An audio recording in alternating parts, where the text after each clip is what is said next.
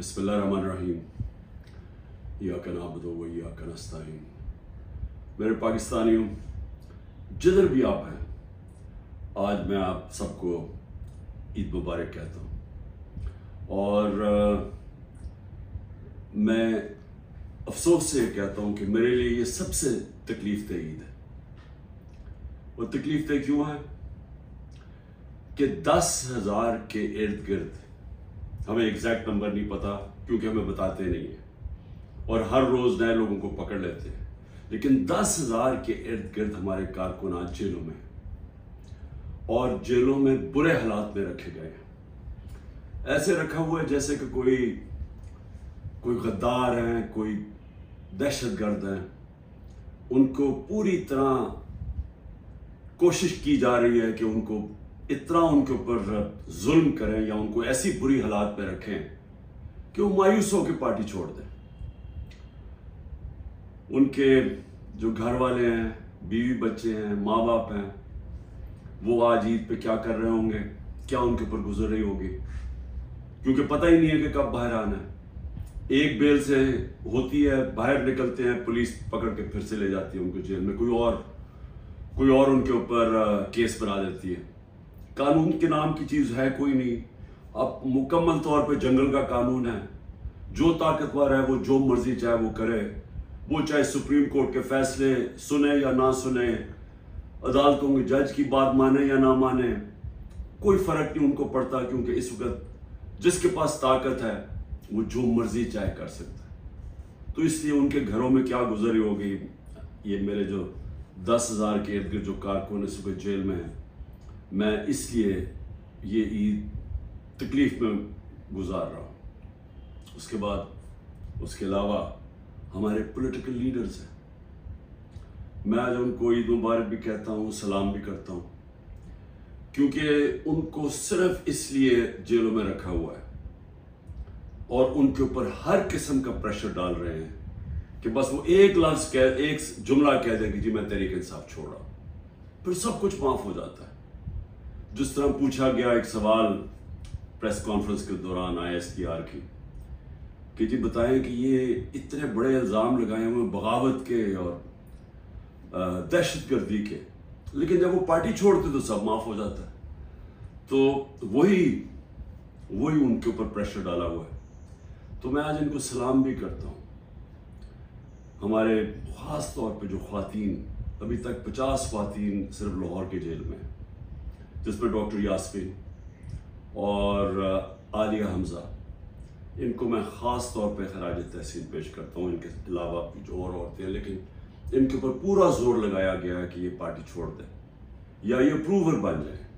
Approver बनने का मतलब कि जी इमरान खान ने हमें कहा था कि वहाँ जाके जलाओ घराव करो, तो इसलिए अगर वो ये कह दें तो इनको फिर जेल से निकाल दिया जाएगा।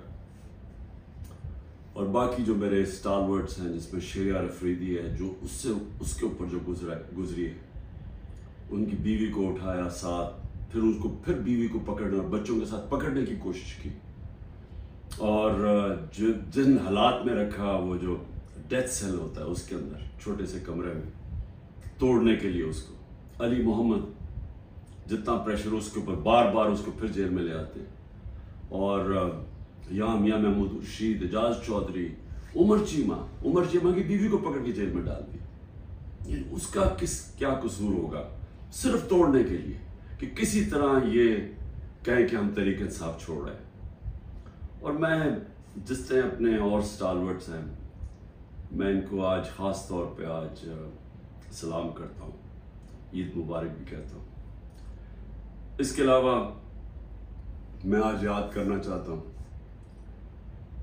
16 लोग हमारे शहीद हुए, गोलियां मारी गई उनको 9 मई के बाद। कोई उनकी बात ही नहीं कर रहा कि 16 लोग जो कंफर्म्ड हमारे पास हैं जिनकी शहादतें हुई हैं, उसके अलावा 9 और हैं, लेकिन हम इसलिए कंफर्म नहीं कर सकते कि उनके जो घर वाले हैं वो छुपे हुए हैं।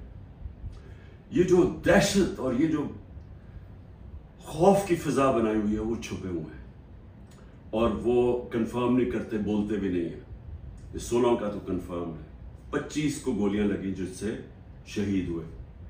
उसके अलावा दो नौजवानों की टांगे कट गई और एक के पीठ में गोली लगी, जिसकी वजह से वो पैरालाइज हो गया, बेड रिडन है मुकम्मल तौर पर। कोई इन्वेस्टिगेशन नहीं हुई, कोई नाम नहीं लेता, बिल्डिंग जली। मैं खुद कहता हूं कि उनके जिन्होंने बिल्डिंग जलाई उनके खिलाफ एक्शन लेना चाहिए, उन्होंने जुर्म किया।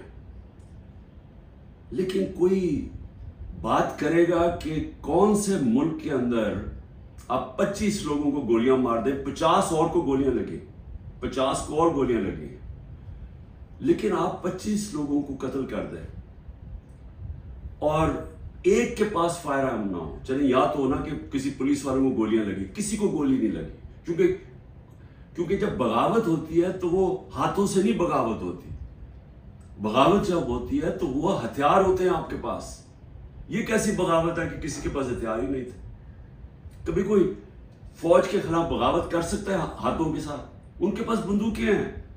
हमारी माशाल्लाह दुनिया की तकड़ी तरीन फौज है, तो उस क्या हमने बगावत करनी थी? ये इन लोगों को नहाते लोगों ने जाके फौज पे चढ़ाई कर देनी थी, पुरअमन एहतजाज करना जो हमारा हक है।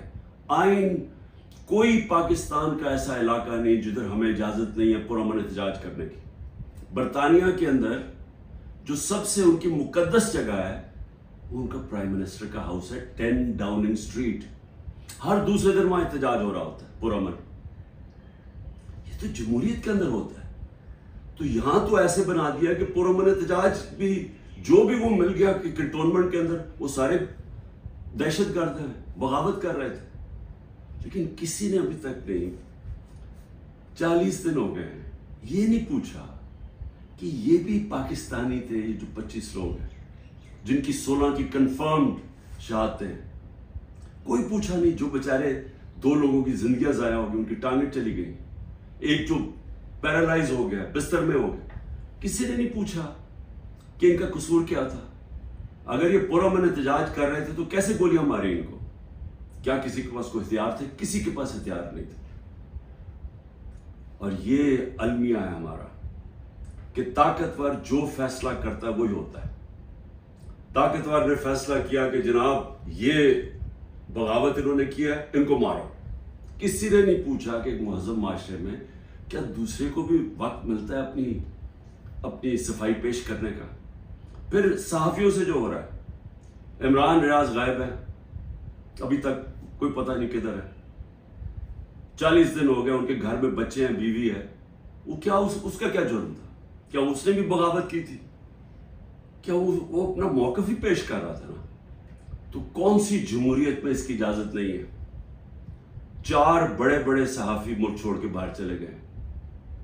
एक ने अभी ऐलान किया है, पुराना 50 साल पुराना सहाफत करता है कि जी मैं अब सियासत पे बात ही नहीं करूंगा। तो ये क्यों इतना खौफ है? क्यों इतना खौफ है कि दूसरा मौक़िफ़ ना पेश हो जाए?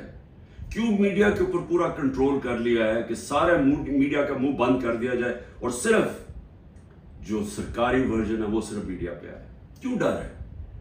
अगर आप सच और हक पे खड़े हैं तो बोलने दो दूसरों को, आप साबित करें।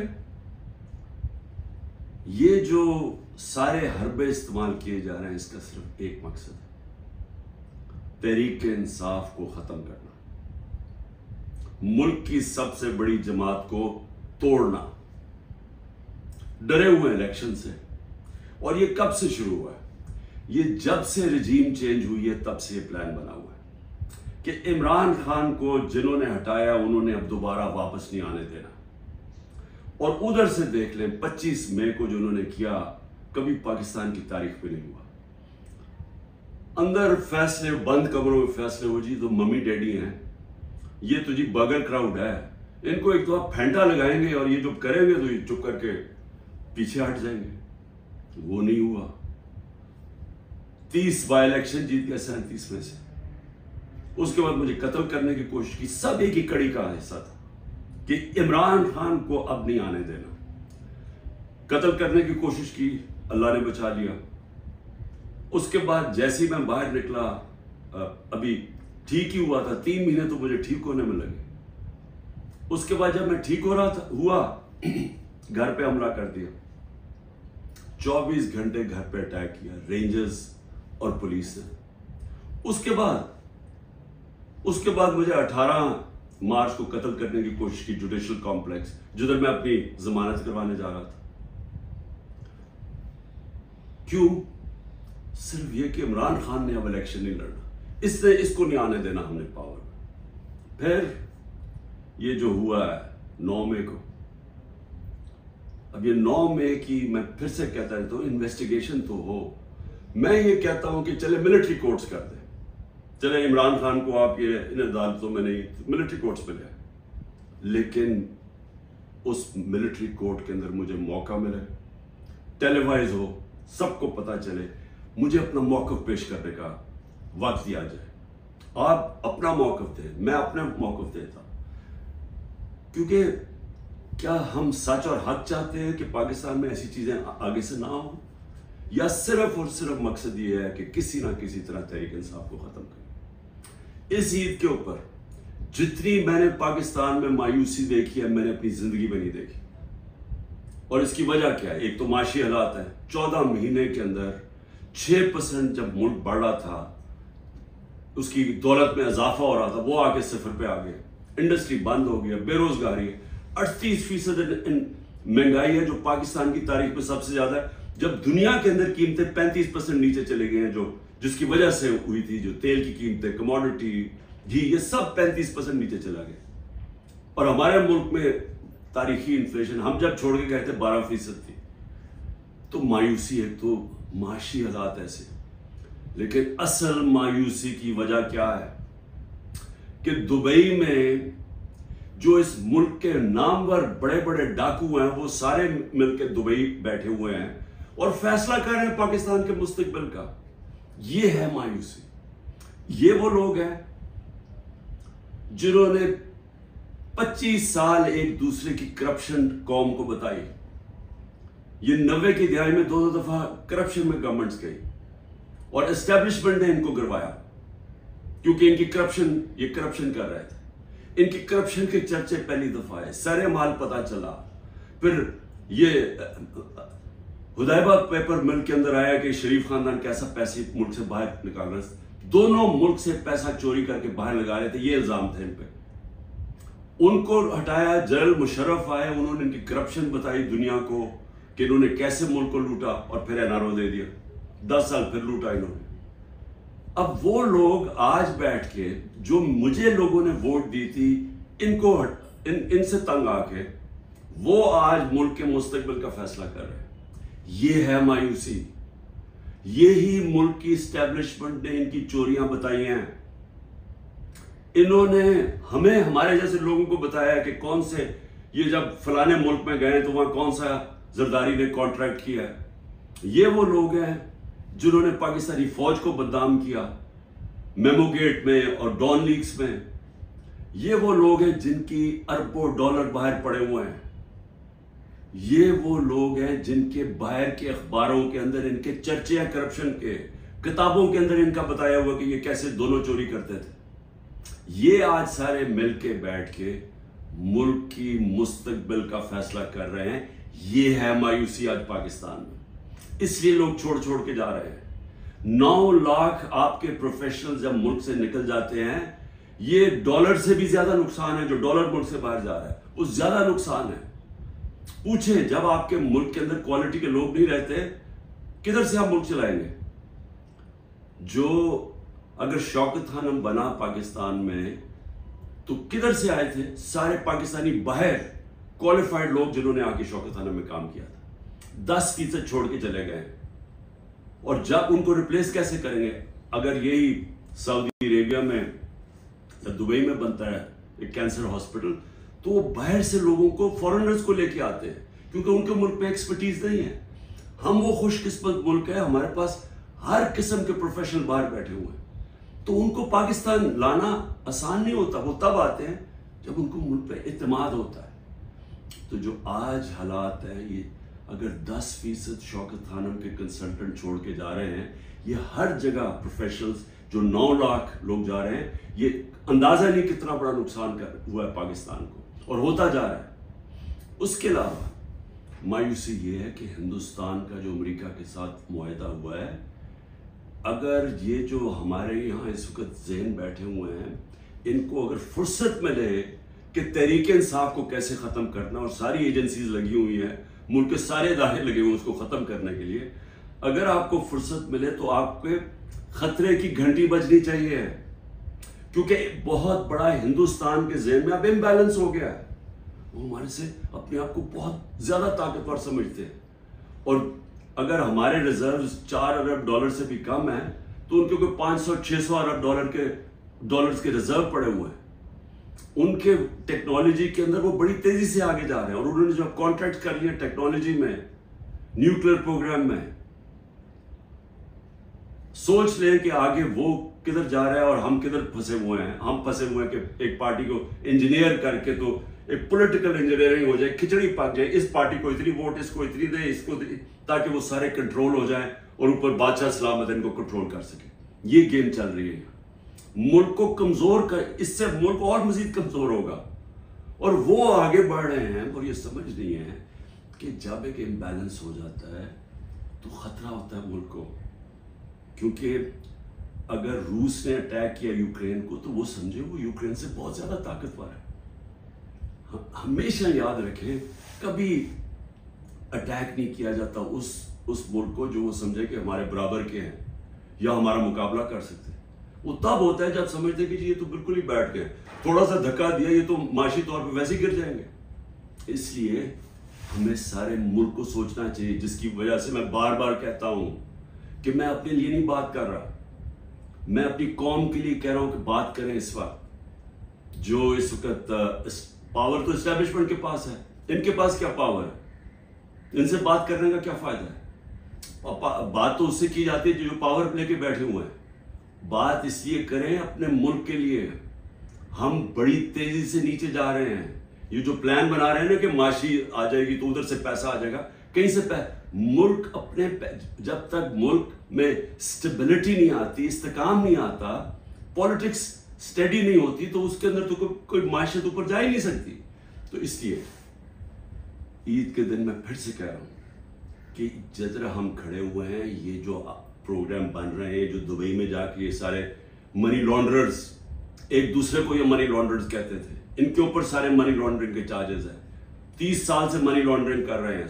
हुदैबा पेपर मिल मनी लॉन्ड्रिंग पर एवन फील्ड्स के अपार्टमेंट्स इन्होंने खरीदे हैं। दूसरा जो जरदारी है उससे जो वो खरीदा है सरे महल, और उसके अलावा जो उनकी बाहर प्रॉपर्टीज है, वो हमें पूरी ब्रीफिंग दी गई है इस चीज की। ये सारे पैसे यहां से चोरी होकर बाहर गए हैं। वो मुल्क क्या फैसले करेंगे, और उनके साथ एस्टैब्लिशमेंट खड़ी है। और फिर वो कहते हैं कि जी ये देखिए सोशल मीडिया में क्या, सोशल मीडिया अवाम की आवाज है, कोई किसी को जलील नहीं कर सकता। यह जिल्लत अल्लाह की तरफ से आती है, यह हमारा ईमान है। कितनी कोशिश की है इमरान खान को और पीटीआई को जलील करने की, जरा करें ना आज इलेक्शन। मैं चैलेंज करता हूं कि सारी इनको एम्पायर इनको दे दें, इलेक्शन करवा दें। क्यों डर रहे हैं इलेक्शन से? क्योंकि आप जो मर्जी कर लें, जब अवाम के दिलों में एक नजरिया आ जाता है, आइडिया आ जाता है, आप उसको शिकस्त नहीं दे सकते। अंग्रेजी का मुहावरा है, no force can defeat an idea whose time has come. जब एक नजरिया आ जाता है उसको आप शिकस्त नहीं दे सकते। आप डंडे मार के, ये भेड़ बकरियां नहीं है कि डंडे मारेंगे, ये मारेंगे, जुल्म करेंगे तो जी एकदम ये चुप करके भेड़ों की तरह आराम से लाइन में लग जाएंगे। ये इंसान है, इंसान फैसला कर बैठे। जब भी इलेक्शन होगा, मेरा चैलेंज है तहरीक इंसाफ जीतेगी। और मैं कौम को कहना चाहता हूं कि ये जो जुल्म हो रहा है इस वक्त, अपने ज़हन में एक चीज तैयार कर लें कि कभी आपने खौफ और जुल्म की गुलामी नहीं करनी। मेरी नजर में ये शिर्क है। मैं हर कुर्बानी के लिए तैयार हूं। मैं कभी तस्लीम नहीं करूंगा ये जो पूरी खिचड़ी पक रही है और हमें समझ रहे हैं कि ये खौफ दिला के, जेल में डाल के, या ये जो मेरे घर वालों के ऊपर, बीवी के ऊपर, बहनों के ऊपर, रिश्तेदारों के ऊपर जो कर रहे हैं, अगर इनका ख्याल है कि इसकी वजह से मैं पीछे हट जाऊंगा या हाथ खड़े कर दूंगा, इस गलत, क्योंकि मैं इसको शिर्क समझता हूं। ला इलाहा इल्लल्लाह का मतलब अल्लाह ने हमें इंसान की गुलामी से आजाद किया है। अल्लाह ने हमें अपने ज़मीर के मुताबिक कहा कि स्टैंड लो, तो हमें कभी ये तस्लीम नहीं करूंगा। और मैं कौम को भी कहता हूं, आपने कभी ये जो कोशिश हो रही है कि सारों को डरा धमका के सब डर जाएं और हम ये जो खिचड़ी वाला सेटअप लेके आ रहे हैं हमें कंट्रोल करने के लिए, मीडिया को सबको कंट्रोल करने के लिए, जो मुंह खोले उसको पकड़े जेल में डाल दो या वो वी को डाला पहुंच जाए घर में और इससे हम चुप करके बैठ जाएंगे। मैं अपनी कौम को कहना चाहता हूं, आपको भी, मैं भी तैयार हूं हर कुर्बानी के लिए, आपको भी तैयार होना चाहिए अगर आप इस मुल्क के मुस्तकबिल को रोशन देखना चाहते हैं। गुलामों की कोई जिंदगी नहीं है, मेरी नजर में गुलामी से बेहतर मौत है।